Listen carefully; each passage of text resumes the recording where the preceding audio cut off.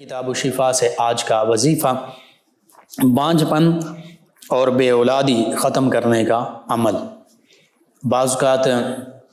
بظاہر کچھ medical reasons ہوتی ہیں اور بانجھ پن ہو جاتا ہے یا بے اولادی کا معاملہ ہوتا ہے، اور اکثر ویورز لسنرز اس حوالے سے پوچھتے ہیں۔ تو بانجھ پن ہو یا بے اولادی کا معاملہ ہو، اس حوالے سے یہ روحانی علاج بھی ہے، وظیفہ بھی ہے، یہ آپ سماعت فرما لیجئے۔ لونگ، اس کے 40 دانے لیں، 40 لونگ لیں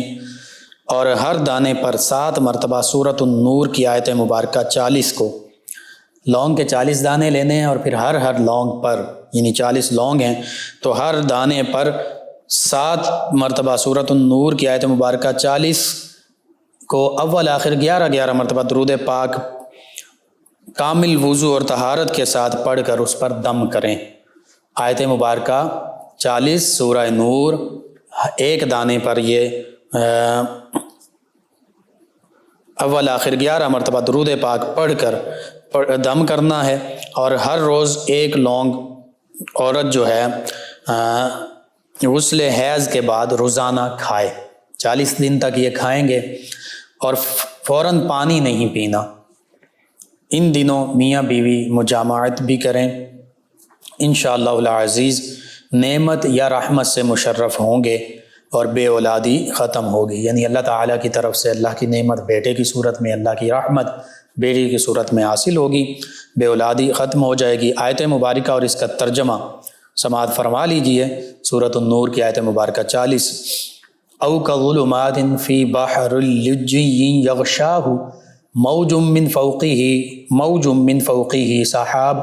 ظلمات بعدها فوق بعد اذا اخرج یدہ لم یکد یراہا ومن لم یجعل اللہ لہ نورا فما لہ من نور۔ اللہ فرماتا ہے یا کافروں کے اعمال اس گہرے سمندر کی تاریکیوں کی مانند ہیں، اس گہرے سمندر کی تاریکیوں کی مانند ہیں جسے موج نے ڈھانپا ہوا ہو، پھر اس کے اوپر ایک اور موج ہو اور اس کے اوپر بادل ہوں۔ یہ تہ در تہ تاریکیاں ایک دوسرے کے اوپر ہیں۔ جب ایسے سمندر میں ڈوبنے والا کوئی شخص اپنا ہاتھ باہر نکالے تو اسے کوئی بھی دیکھ نہ سکے، اور جس کے لیے اللہ ہی نے نور ہدایت نہیں بنایا تو اس کے لیے کہیں بھی نور نہیں ہوتا۔ یہ آیت مبارکہ ایک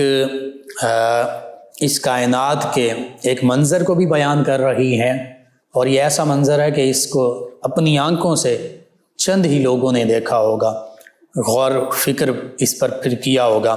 اور یہ آیت مبارکہ ایسی ہے کہ اس آیت مبارکہ کو پڑھ کر ایک ایسا شخص غیر مسلم جس نے اس منظر کا خود نظارہ کیا تھا سمندری سفر کے دوران، جب اس نے اس آیت مبارکہ کو پڑھا تو اپنا وہ سفر اس کو یاد آیا۔ یعنی اللہ تعالیٰ اس میں کافروں کے اعمال کا ذکر فرما رہا ہے کہ کافروں کے اعمال ایسے ہیں جیسے گہرے سمندر کی تاریکیاں ہوں۔ ایک گہرا سمندر ہے اور اس پر تاریکی چھا جائے، اور کیسے چھا جائے؟ جب موج نے اس سمندر کو، اس بحری جہاز، ان لوگوں کو ڈھانپ لیا ہو، اور پھر اس کے اوپر ایک موج ہو اور اس موج کے اوپر بادل ہوں۔ موج آئی، پانی کی لہر آئی، وہ لوگ جو وہاں موجود تھے کشتی میں، بحری جہاز میں، یا ویسے کوئی اگر سمندر میں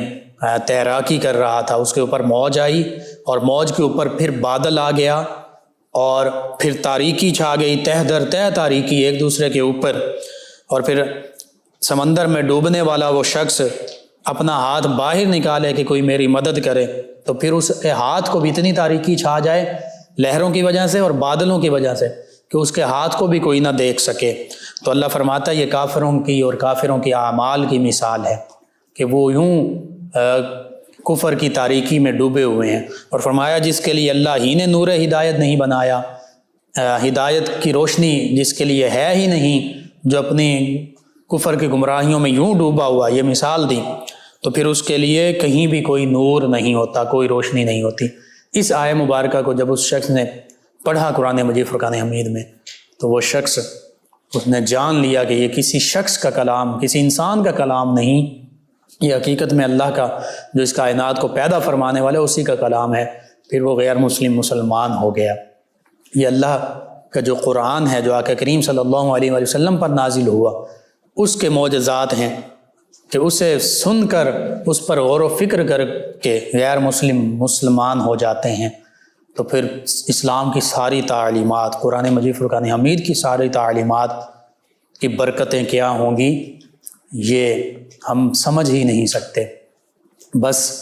ہمارا عمل یہ ہونا چاہیے کہ ہم قرآن مجید فرقان حمید کو پڑھیں بھی اور اس پر عمل بھی کریں۔ اس سے جہاں ہم ظاہری جسمانی شفا حاصل کر رہے ہوتے ہیں، وہیں پر اپنے قلوب و اذہان کو جلا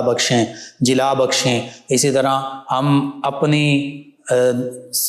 پوری زندگی پر قرآن مجید فرقان حمید کی تعلیمات کو منطبق کر لیں، یعنی قرآنی تعلیمات اسلام کی تعلیمات ہی کے مطابق گزارنا شروع کر دیں، تو پھر دیکھیے کیسی ہمیں دین و دنیا آخرت کی بھلائیاں اور شفائیں حاصل ہوتی ہیں۔ وَنُنَزِّلُ مِنَ الْقُرْآنِ مَا هُوَ شِفَاءٌ وَرَحْمَةٌ لِّلْمُؤْمِنِينَ وَلَا يَزِيدُ الظَّالِمِينَ إِلَّا خَسَارًا۔ اللہ فرماتا ہے یہ قرآن مجید فرقان حمید تو وہ کتاب ہے